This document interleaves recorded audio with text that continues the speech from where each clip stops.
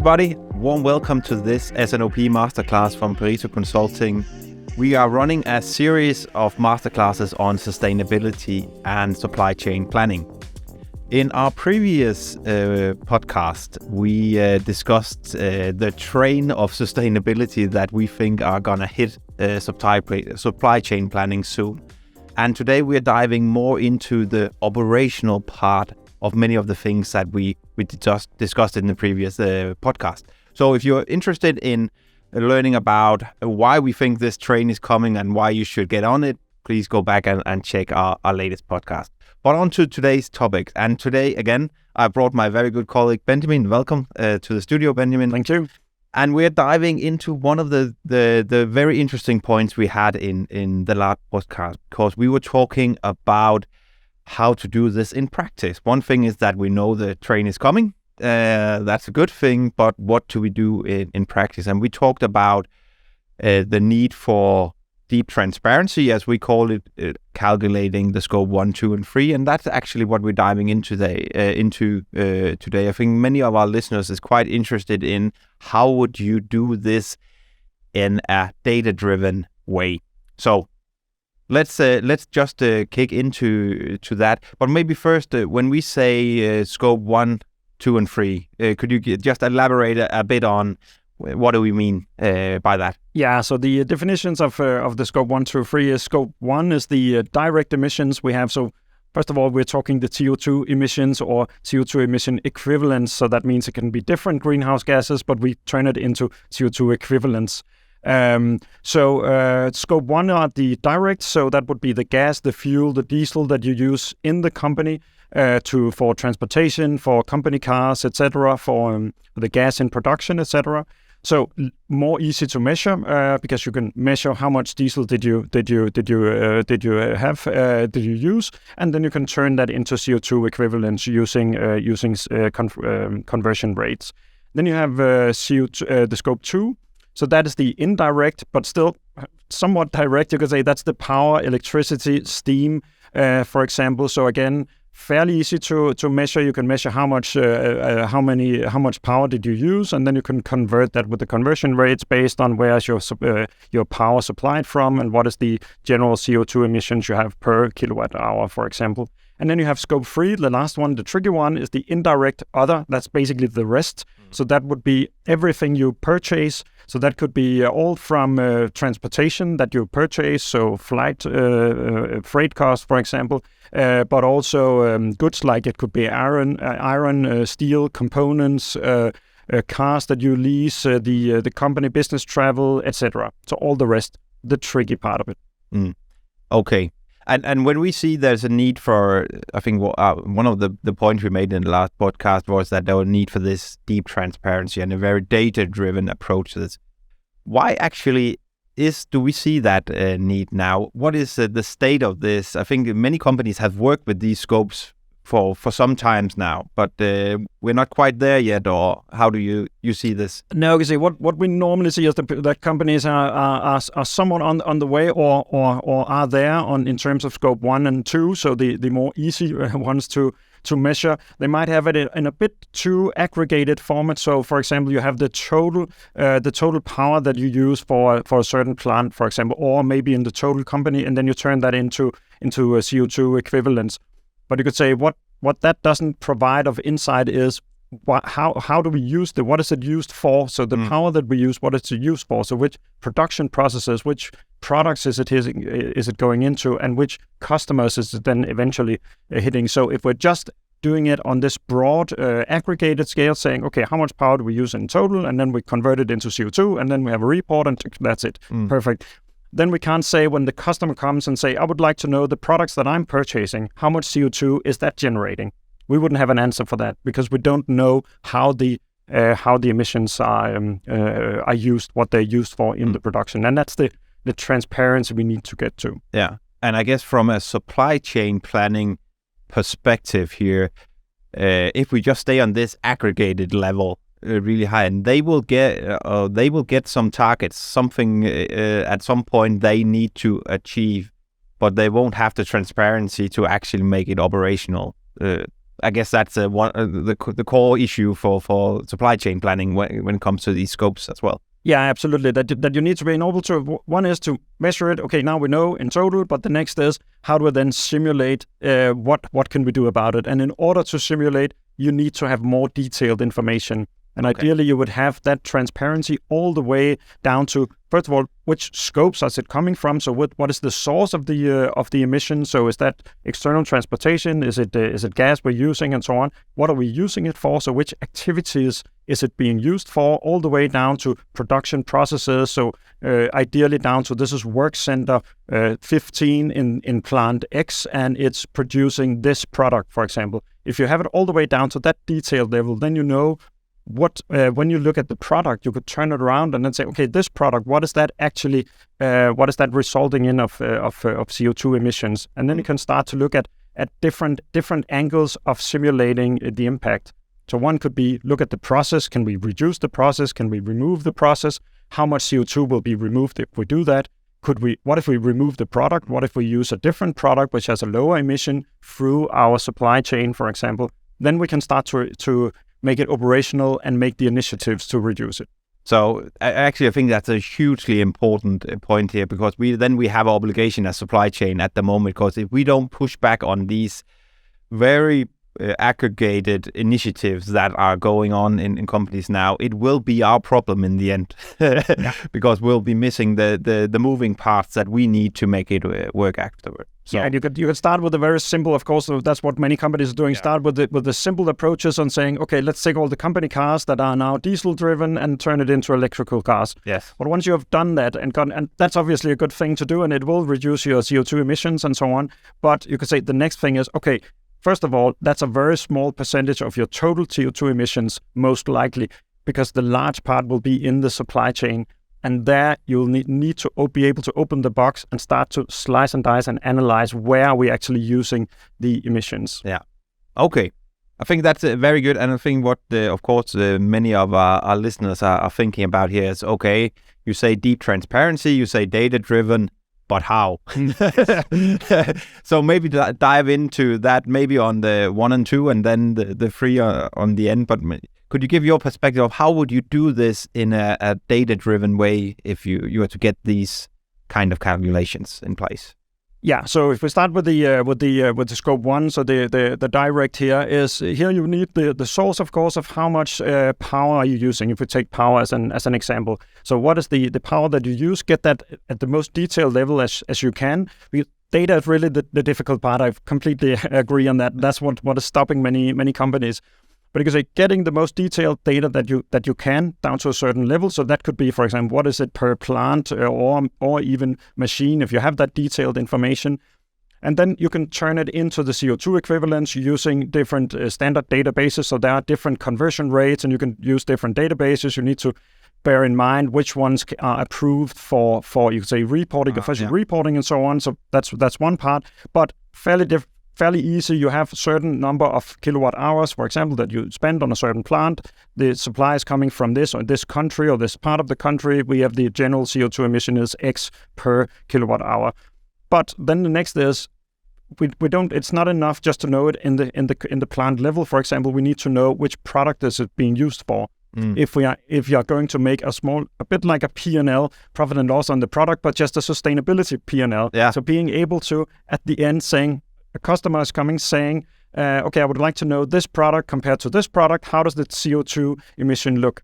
And then if you're to be able to say exactly, okay, we have these activities and what is that driving of emissions? And at the end of the day, which of the two products are then the more sustainable product?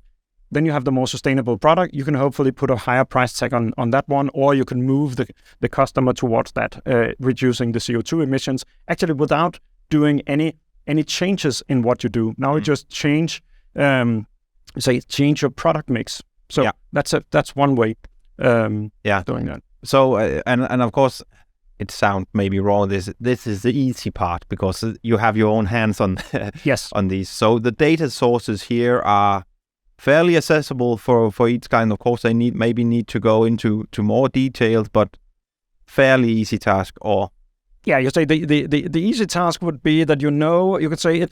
here the approach is that you take it as detailed as you can, but you can do it more general. So say if the only information we have is how much money did you spend on power across the company. That's the only information we have. Okay, then we'll start there, and then we can dive deeper into that and making splits, etc. So to split it out on the different places where you use the electricity. If you have more detailed information, you can you should use that part. And still, the recommendation is that if you have the total energy cost, for instance, you still need to break it down.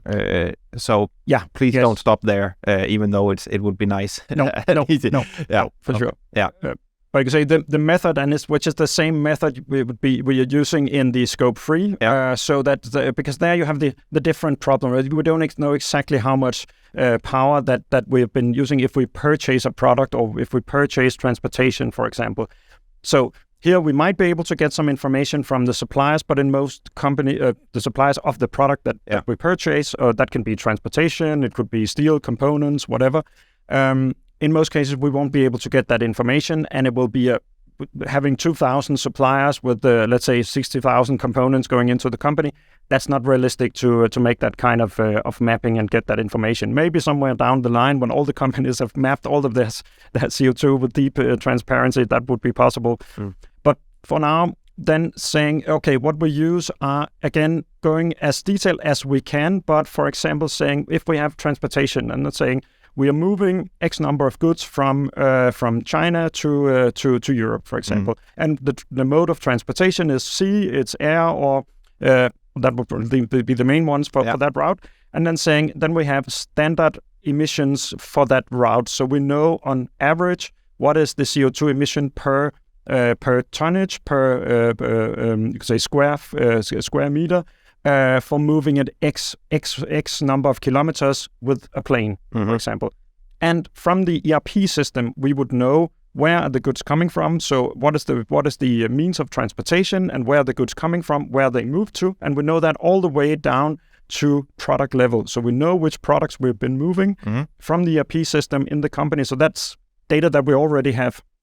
And we know when it's being moved. We also sometimes know how much space it takes up or how many kilo it weighs. That can be a master data problem. Then you need to apply some assumptions on that.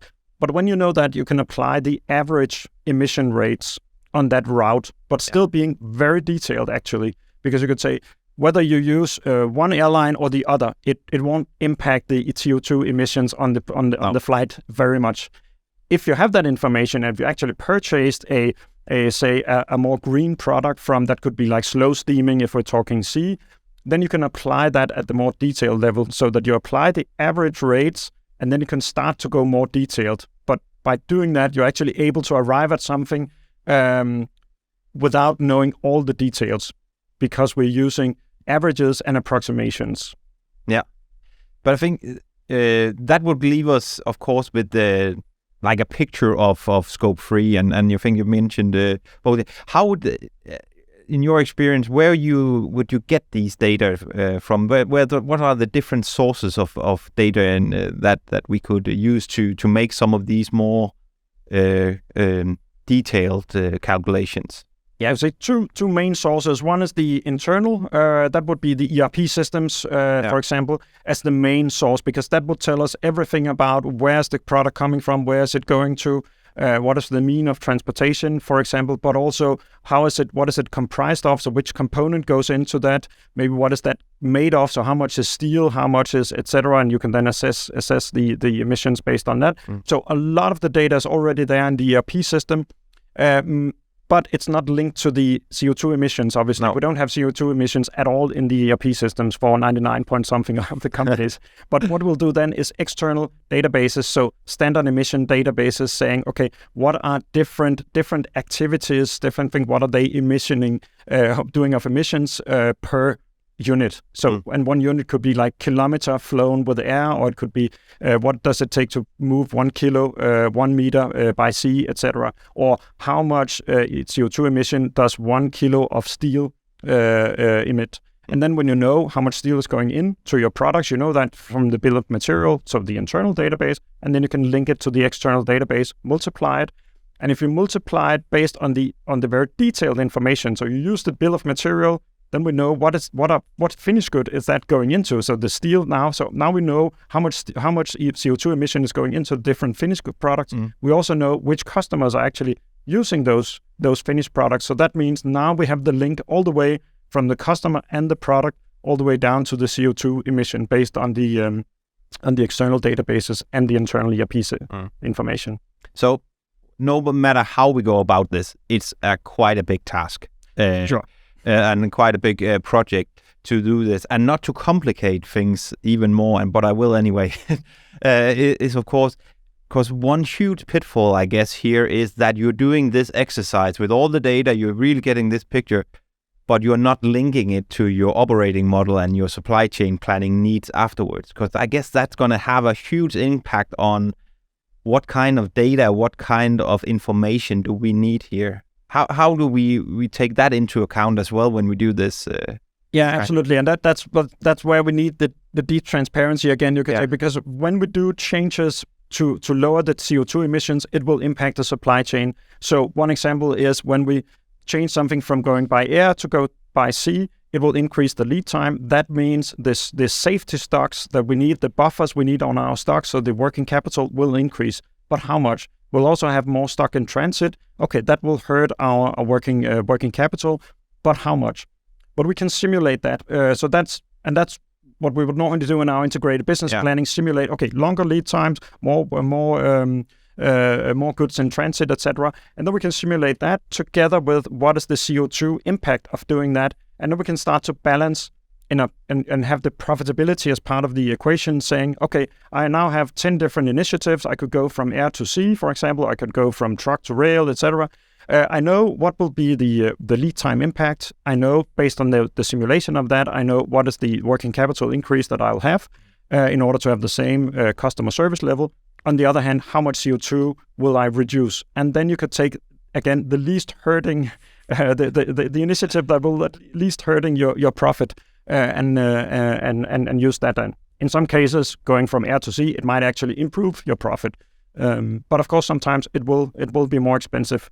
And then, of course, you should do where you can do most good with the lowest cost. Okay, but basically, to sum up here, I think very interesting points around how we can do that. Of course, it's a big task, but there are ways to do this, and we have done this, and of course, it's manageable. I think the most important message of recommendation we give is that what we're doing now, in many cases, as a supply chain, it's not enough. We need to push back and say that the level we are going to get this a year down the road is not on par in terms of what you expect of us as a supply chain. We can't make this operational. So really, I guess what you're saying is that we need to take a greater interest in the calculation that's being made, because at the moment in many cases, we're not part of it. We're a bit on the side. We know it's coming, but it's somebody else working on it. Yeah, but that's exactly. going to fly in the future. If you have the sustainability department coming into supply chains, and by the way, we've changed all the transportation modes, would that be a problem? Sure, it would. And we need to know exactly what is the impact of that, because that has a huge impact. So that needs to be linked together in one model. Yeah. So even though you're being measured on something else at the moment, take an interest, make sure that the supply chain operating principles and models are taken into account in these calculations. It's going to hit you soon. And some of the methods you mentioned here could be some of the things we use. Could be ways, exactly. But keeping to be able to simulate the different impacts and seeing that, and then being able to start with all the good data that you have in the ERP system, combine that with the external databases, and keeping the transparency or creating the transparency when you do that would be the recommendation. Okay, perfect. Thank you, Benjamin. Very, very interesting. And I think we could talk for hours on deep transparency, but I think what we will pick up in the next podcast, because what I think many are thinking about here is, yes, you say that we need this data, but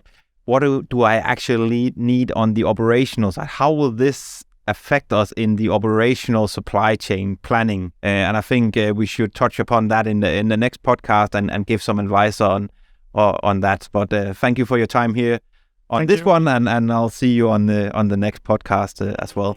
And also thank you to all you out there listening. Always a huge pleasure that you tune in and listen to our S&OP masterclasses. Hope you got some small tips and tricks for this here. And as always, remember that you're more than welcome to reach out to us in Perito Consulting. You can find us on the website, and we'll be more than happy to talk about some of these topics with you on your business. So that was it. Have a great day, and see you on the next podcast.